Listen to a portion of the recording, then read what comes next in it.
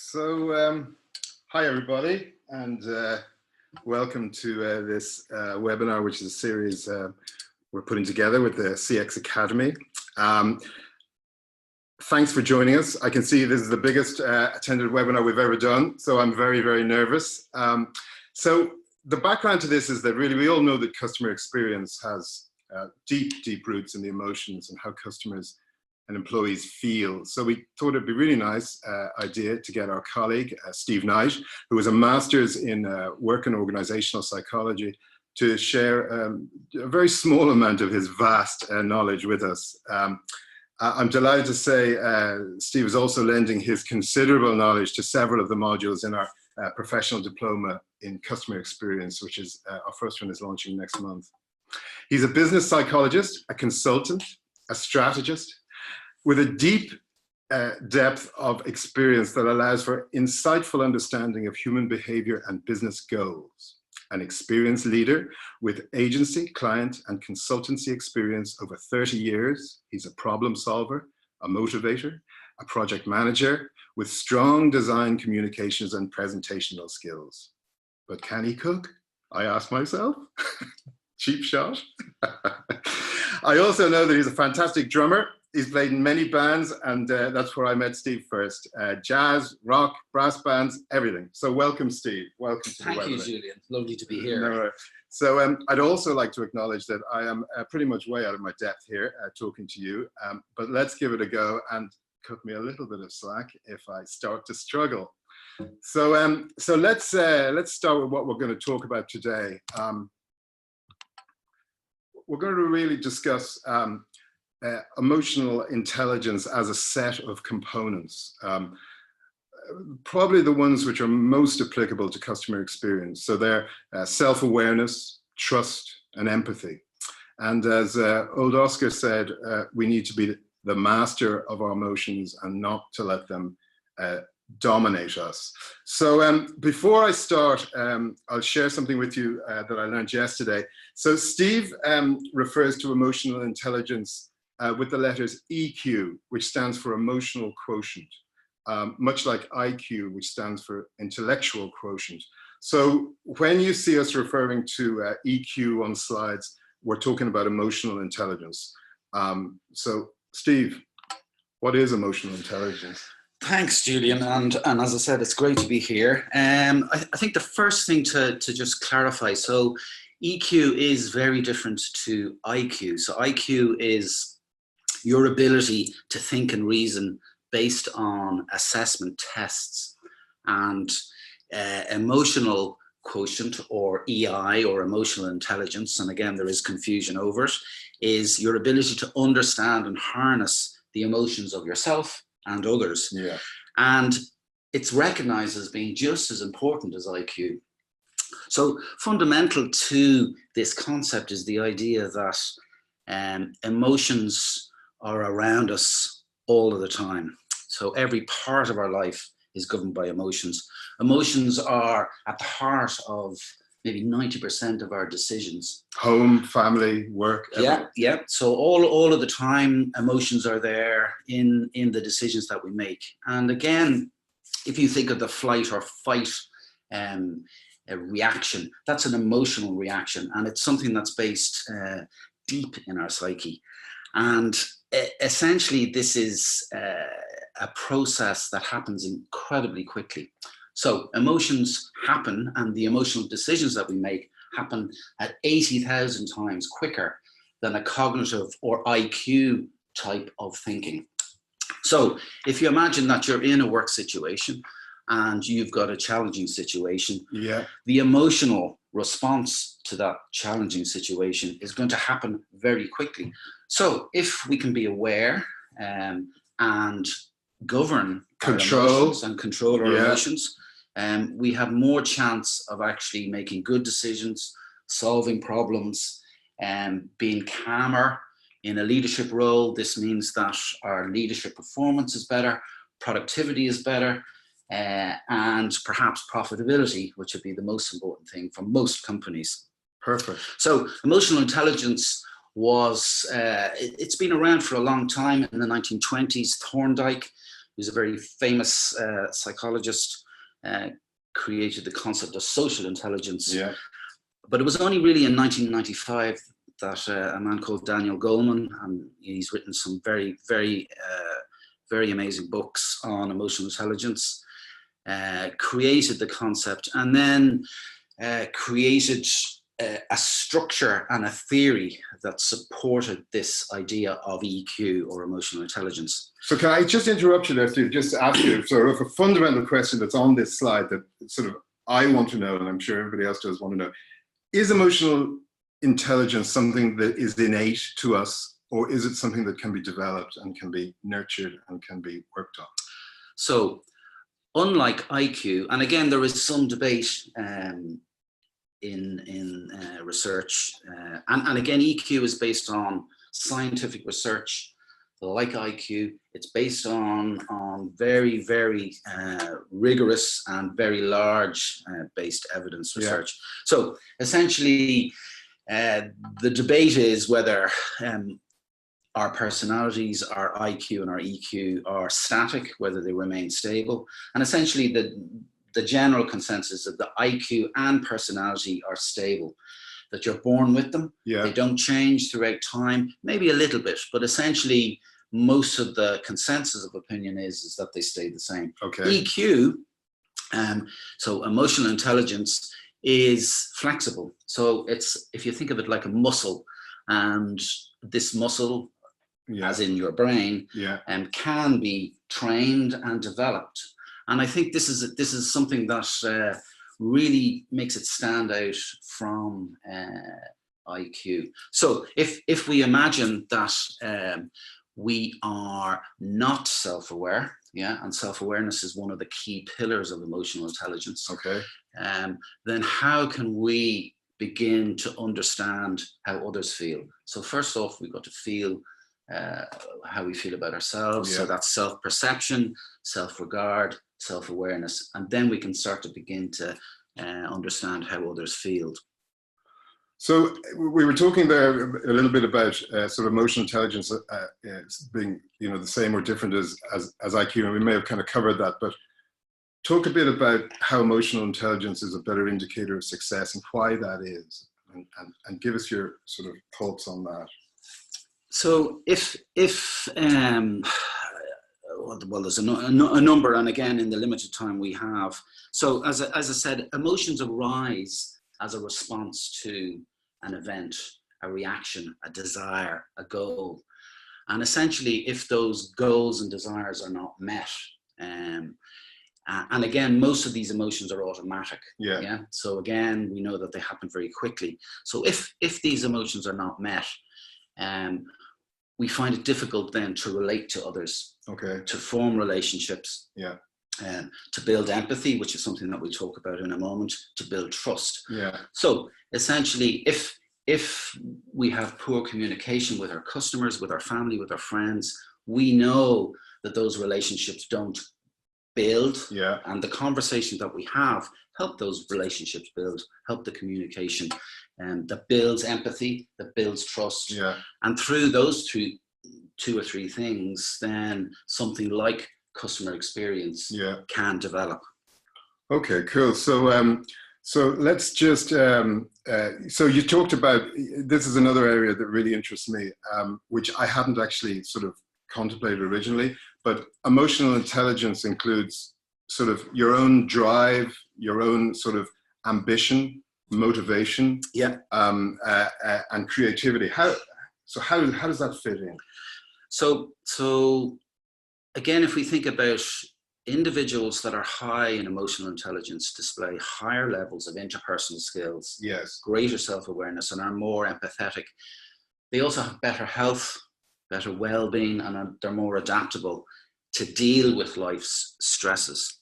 So if we are, you know, if in a situation, sort of, we all know some great salespeople, okay, that just seem to know what a customer's needs are, yeah, and they know how customers feel. Yeah, they seem to have this sixth sense, yeah, and are able to deal calmly with the problems that they're faced with. Yes, these individuals will probably have greater emotional intelligence.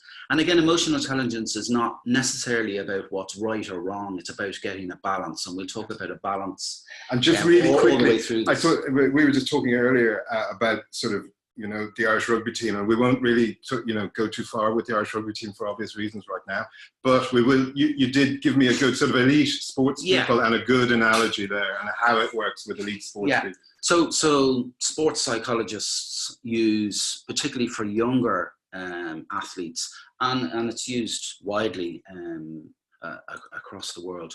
But essentially, if you're taking a 20-year-old elite athlete, so somebody that's on, say, the national rugby team, so Johnny Sexton, Johnny Sexton. So he at 20 years of age has got to develop his emotional intelligence. So in that moment when he has to make that decision in a split second, that it's not driven by emotions, that he can be calm under a sense of immense pressure. And essentially what emotional intelligence does is try to advance and develop the emotional intelligence in his own psyche. So as we get older, naturally our emotional intelligence grows. So essentially what you're trying to do is give these elite athletes some further years experience. And again, it is about just that moment of being calm, of being able to be self-aware, to know how you feel, and then to maybe name what these emotions are. So part of the kind of self-awareness piece is really about awareness of self, to understand how your actions and behaviors impact others. Okay, so I'm going to stop you there, because we are going to talk about self-awareness in a minute. So what are the core, so when we talk about emotional intelligence, it's a set of components, right? And these are only a few of them, okay? Or are these all of them? No. And again, emotional intelligence, you know, these are kind of four key pillars. And again, what I wanted to do was just kind of give a snapshot within the model that is emotional intelligence. And again, these four, if you like, lead on to CX. So the first thing is self-awareness and self-management. Leading on to social awareness, so that's the awareness of others. Leading on to relationship management. And again, you can't have a good relationship with somebody unless you're aware of their emotions and how they feel and how your actions and behaviors. Is it fair to say that everything starts with self-awareness? So can you have emotional intelligence without having high self-awareness? Well, certainly you can't develop it. Right. If you don't have self-awareness. And if there's any organizations listening that are thinking of trying to develop emotional intelligence in their team, without putting something in place that develops self-awareness, it's likely to fail. And when we talk about self-awareness, we're talking about understanding our own emotions, right? So self-awareness, it's basically concerned, and self-awareness is a critical part of emotional intelligence, and it's concerned with the emotions that precede our thoughts and the subsequent behaviors. So within that is self-regard, which is respecting oneself while understanding and accepting one's strengths and weaknesses. The second part, self-management, is self-control. So understanding that in a stressful situation, that I may be too assertive, or actually I may not be assertive enough. So if we take two, empathy is on one scale, assertiveness is on the other. So you're trying to balance all of the time.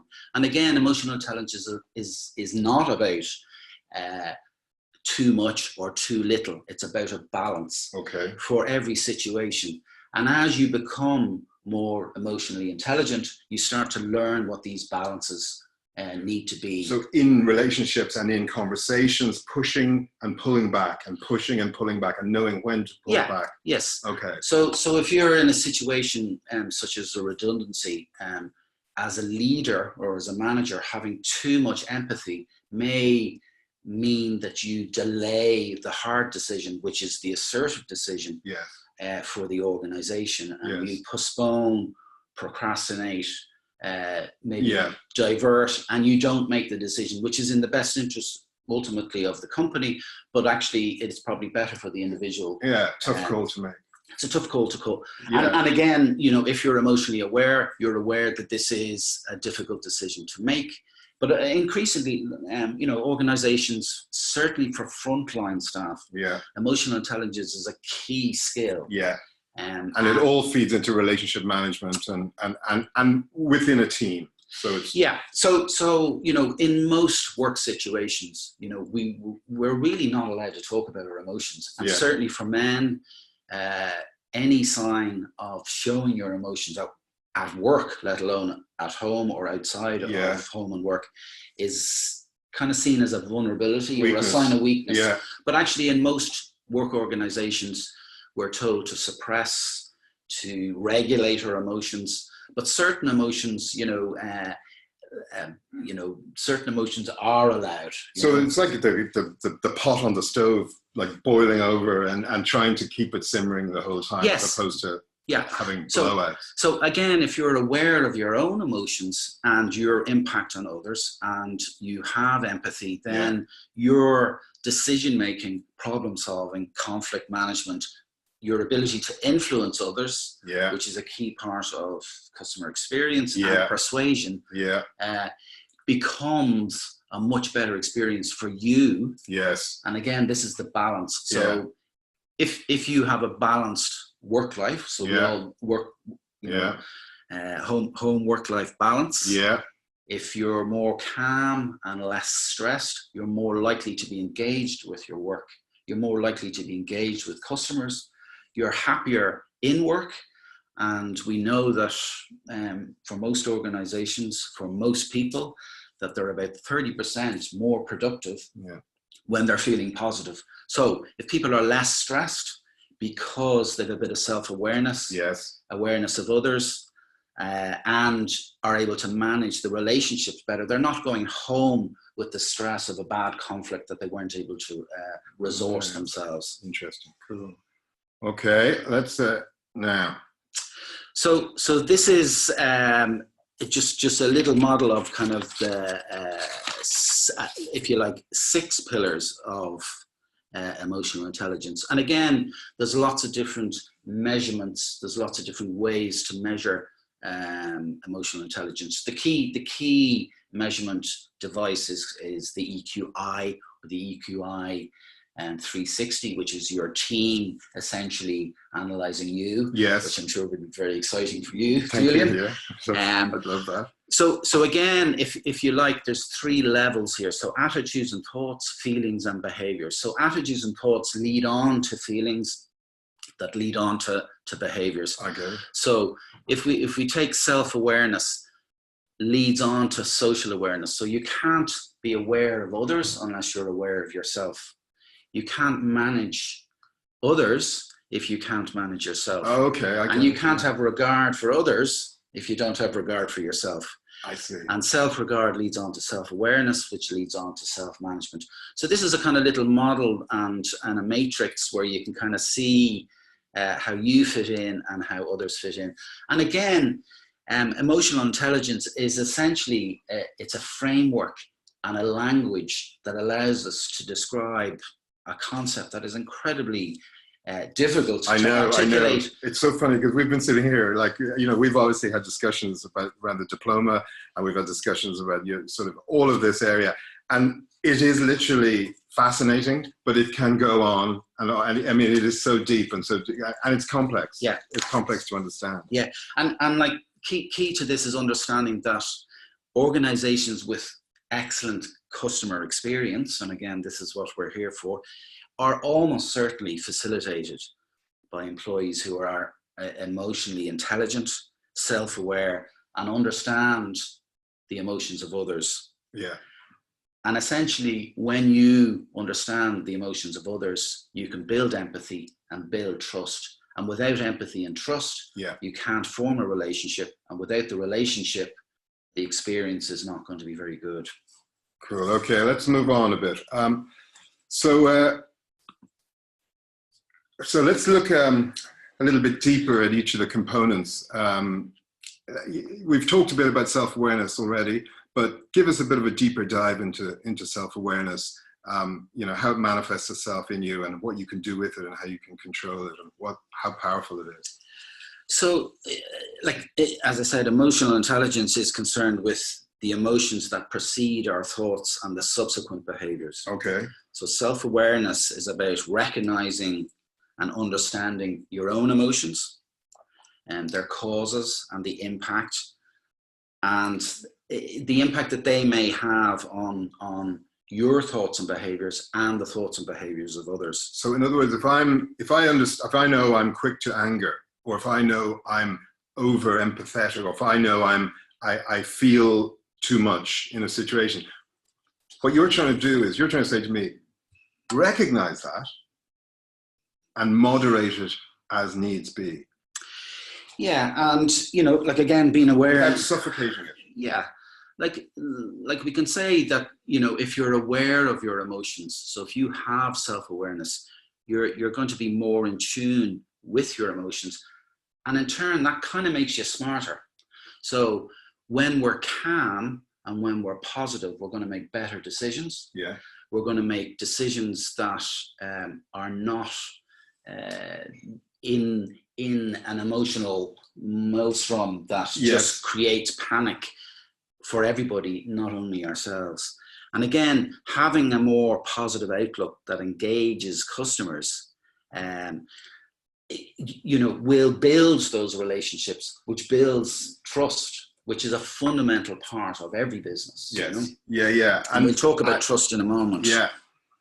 And sort of, so let's talk about trust, and let's move on a bit. And so trust for us, when we talk about customer experience, and trust for us is the most important emotional driver in all relationships with your staff, with your employers, and with customers. So if trust breaks down, it takes a long time to build trust. And if trust breaks down in customer experience, it can be very hard to rebuild. So just from an emotional intelligence perspective and from a CX perspective, sort of talk to us about impacts of trust and impacts of low, high. How does it work from your perspective? So the slide that everybody can see here is just a kind of, and I'll talk about that in a minute. Trust, as I was saying earlier, is a critical component in all forms of relationships. Yes. So at home, work, sport clubs, social interactions, everything is about our relationship with others and the trust. But of course, we can't expect or we can't force one individual to trust another. And again, for most organizations, they've got to create the capabilities in their employees and the capabilities within the organization to build trust. So one example of how trust in a particular, there's a couple of examples. So one is since the 9/11 bombings, essentially trust in flying has been broken down. So now what happens is that we have to check our bags in. They have to be scrutinized. Scanned. We can't carry liquids. We can't carry more than a certain amount of any kind of substance. Yeah. We have to present them. We have to take our shoes off, our belt off. So essentially, trust. So trust in us. Trust in us has gone. Yeah. And essentially, if everybody's looking at the slide, so this is where low trust. And what happens when there's low trust? There's low speed. Things take longer. Yeah. And also then it starts to cost money. So it costs us in time, it costs the organization in extra staff to process this lack of trust. But when there's lots of trust, and for every organization, trust should be one of those key, and this is why it's such an amazing key emotional driver in customer experience, is because when there's high trust, there's high speed, and every customer loves high speed. So for most internet sales organizations, the quicker that you can process through that sales cart, the happier I am. Yes. But unfortunately, what tends to happen is we're putting more checks more, and even new regulations that have just come in, creates more barriers. It slows it up because fraud is such an issue on the internet. So trust is broken down. This then reduces the amount of time that it takes, and therefore then adds cost. So it adds cost to the organization in terms of how they support it and manage it and development. So again, it's one of the fundamental parts. Now, how do you build trust? So this is the link back to emotional intelligence. So you build trust by building relationships. You build relationships by developing conversations. And all that, yes. So again, like the key thing is it's not an overnight sort of panacea or silver bullet. This takes time, and if you build on it and everybody is aware. So again, the awareness, your own self-awareness, that actually if you can start to build a relationship, trust will come from that relationship. I got you. And just one other thing about trust, which we also talk about in CX, is the breakdown in trust between the customer and the company. So in other words, it's like sort of, in certain institutions perhaps lose trust if they treat customers badly, and how difficult that is to bring. And if problems are not dealt with immediately, with social media, blah, blah, blah, all that kind of thing, that trust breaks down very quickly. And that's another huge element for us. And there's again a number of examples. So if the greater the emotional investment from the customer, and if the trust is broken, the greater the damage. So essentially something like a flight that's cancelled, and it's happening all of the time now, or a service that isn't delivered by an organization. And essentially if that service has a desire and a goal that's really important to you emotionally. So when we shop online for that gift for a wedding or a birthday or an anniversary, and it doesn't arrive, trust is broken down. Even down to, the cable connection breaking down when you want to watch your soccer match, or, like that, all of that kind of stuff. Okay, cool. So let's move on a little bit now, and let's talk about empathy. So empathy, one of the sort of emotional drivers we use is you get me, and you get me is really this idea of we're kind of walking in somebody else's shoes, is the kind of old phrase that we use, which is, and how does that relate now? Empathy, I suppose it's a core facet to emotional intelligence. So if I think most people will recognize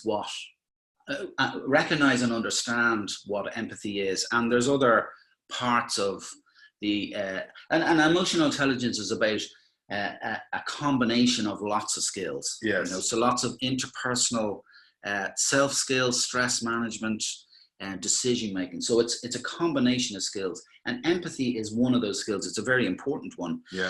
Empathy is about recognizing and understanding how other people feel. I don't think many people would not understand that, but I think most people will definitely understand and recognize somebody that hasn't got a lot of empathy. And again, if we go back to the redundancy situation, so one of the opposites of empathy is assertiveness. So I think the example of somebody that's too assertive in the way that they deliver decisions essentially results in them having less empathy.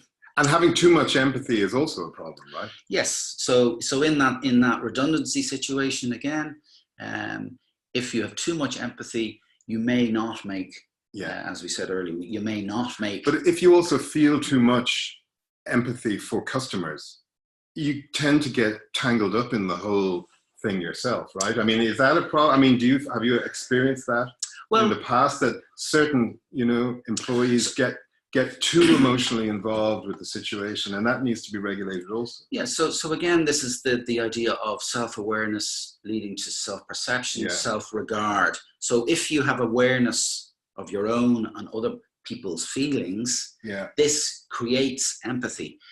And you create empathy through the conversations and the improved communication. And essentially that leads to having better relationships with people. Because I often find that, you know, when if a product or a service is broken for me, and I go back and I talk to the person in the company, I often find myself saying stuff like, do you not realize the problem here? Do you not realize how this makes me feel? Do you not realize what I can't do? Do you not realize how this is going to affect my business? So it's saying to them kind of, do you not get me? Yeah. Do you not realize how I'm feeling here? What are you? Are you, you know, do you need, you know, like then I'm emotional. I'm really emotional. And it's kind of, I'm going now, you know, right? So in that situation, being self-aware and controlling your emotions and being calm will enable you to make as the customer. Well, as the customer, but if the customer has been let down, and you haven't delivered on their promise, you've got to try and understand, as the organization, as the employee, you've got to understand how they feel. You've got to put yourself, as you said, put yourself in their shoes. And realize the effect that this problem is having. And again, if we try to script or train for these situations, it's actually incredibly difficult. So, because most of every situation is different. And it can't be automated. So the chatbot can't deal with these situations because they're so complex and so difficult. And you need to understand how the other person feels. And essentially, you know, if we're trying to build emotional intelligence in our employees, we've got to build the capabilities within the organization that supports this newfound self-awareness. And again, for most organizations, understanding what emotional intelligence has the capability to do. So essentially, one of the key parts of emotional intelligence is trying to be authentic. So that when you walk in as an employee, when you walk into your workplace, that you're not putting on another hat. And unfortunately, a lot of us do walk into the office and we put on a different hat. We put on our game face or our work face. We're not authentic. And when we're not authentic, it starts to show, because customers spot this lack of genuine, authentic behavior. And when it's not authentic, it's very hard to see how other people feel, understand how they feel, and you know, then are you capable of actually dealing with the problem in a calm manner? I mean, I'm from talking to you over the past while, I'm so conscious of not going down rabbit hole. But I just want to ask you. So one of the key things that we talk about all the time is the human touch, not as against, but in conjunction with a load of data. So the importance of data is absolutely manifest in business life today. We have to have data, we have to have technology, we have chatbots, we have AI, we have all this kind of stuff. But the human touch is so relevant. So can you build emotional intelligence into a robot? I think some of it can be created, but I think I'd say probably not at the moment. And I'm sure a lot of it is coming. But, you know, when we're looking at somebody and standing in front of them, facial expression, most of our emotions are not just verbal. So if a chatbot can only see the words that are typed or hear the words that are spoken, they're missing another non-verbal. So the facial expression that you're making to me at the moment, or the hand gestures, or the body stance. So if my arms are folded, most people would recognize maybe I'm not very open. So as an employee dealing with a difficult customer, how you stand says as much about how you feel about them and their situation as their stance to you. I got it. Okay, I got it. So let's move on. Gosh, we're getting, we don't want to keep you here all day, but thanks for staying with us. I see everybody pretty much is staying with us. So we must be, everybody's either asleep or we're talking some kind of sense. So, so how do we bring this all together? Let's kind of start to wrap it up. So we kind of have given a very brief overview and a kind of race through what emotional intelligence is, and hopefully this has kind of sparked some interest in everybody to start that journey of self-awareness, that it is a combination of skills, that they are located in a different part of the brain than IQ. So EQ is in a different part of the brain. It works quicker. And if we can control some of those emotions as opposed to them controlling us. So on the screen is basically a tightrope. The balance should be more like this. So calm and clear. And again, it's about a balance between, as we discussed earlier, empathy and assertiveness. So too much assertiveness, too little empathy, or vice versa.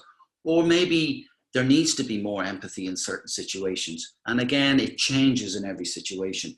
The key point really, and the key takeaway, is that it can be developed. Okay. So let us move on to our final slide, our key takeaways, and take us through what we've really discussed today and kind of start to wrap it up. So as we see on the screen, emotional intelligence is about being... Oh, one thing I wanted to ask you before you start. Is it different, do men and women have different, is emotional intelligence different in men and women? And does it change for young people and older people? Well, just quickly, because I know we don't have a huge amount of time. I think we talked about young elite athletes. So as we get older, we become more emotionally intelligent with maturity. Evidence suggests that there's very little difference between men and women. Right. So age is a factor, but very little difference between men and women. So do you get more emotionally intelligent as you grow, or less? Yes. Okay. So experience and awareness and life's journeys and, situations that we all go through during our life creates emotional intelligence. The question is, if we knew what we know when we're 40, and we can apply that to when we're 25 or 30, would that make us a better manager or a better employee? And then our interaction with everybody around us is a more positive outlook, which then creates a stress-free environment for us, for our families, for our friends, and for our workplace. So emotional intelligence is not, as I said at the very beginning, it's not about being emotional, it's about being effective. Yes. And when you're positive, you're going to make better decisions. And I see it there. It's higher productivity. Yeah. It's authentic behavior. And at the end of the day, what we're all talking about here is it's a better customer experience. It's a better customer experience. Thank you, Steve. Thank you, Julian. Let's just see if we have any questions. Here's a difficult one. Who is Lisa Feldman Barrett? Do we understand? No? Okay, we don't know who Lisa Feldman Barrett is, so we'll move quickly on from one of them. Here's another one from Eamon. What it says, what about recruiting for emotional intelligence? How do you take this into account? Increasingly, organizations are recruiting for emotional intelligence, certainly in many leadership roles. It's a very important component. Right. There's very rigorous testing methods, exactly, and these are well validated with great reliability. And so is it an online test? Is it a number of questions you ask in an interview, or how does it actually work? It's probably, it'll take you about 40 minutes. It's analyzed with somebody who's trained in it. Yeah. And again, as I said, there's a kind of 360 version. So there's one of your perception and your awareness of how you are. Yeah. Maybe 100 questions, and then how your team views you. And again, if the two of them match, fantastic. If they don't, then maybe there's areas that you can see that actually I am too assertive in certain situations. And maybe you can learn to tone that down and regulate it. Yeah. So again, it's a language and a framework that allows us to express very complex emotional questions. Yeah, so another great question here from Justin. So how would you advise to get across your emotional intelligence in an interview? So I suppose what Justin is trying to say, are there techniques to use or to show that you have self-awareness, emotional intelligence? Well, one question that frequently is presented to people attending interviews is what would you do in this challenging situation? Yeah. So being able to articulate that you would look to understand the other person's perspective. Yes. Try and enable yourself to articulate what it is that the issue is. Yes. And again, understanding that you've gone through this process of self-awareness, of self-regard, yes, of good decision making. So the question is whether it is relevant to some interviewers. If they're not aware of emotional intelligence, you may find yourself going down a rabbit hole, or a glazed look appears on the interviewer's face. Yeah. But I think actually most interviews would pose some sort of question like that, a difficult situation. What would you do? Certainly in customer-facing roles, just being able to be outgoing is perhaps not enough, and you need to kind of talk about your interpersonal capabilities. I suppose it's also down to all that kind of thing about sort of recognizing people as individuals, which is really important for us in CX.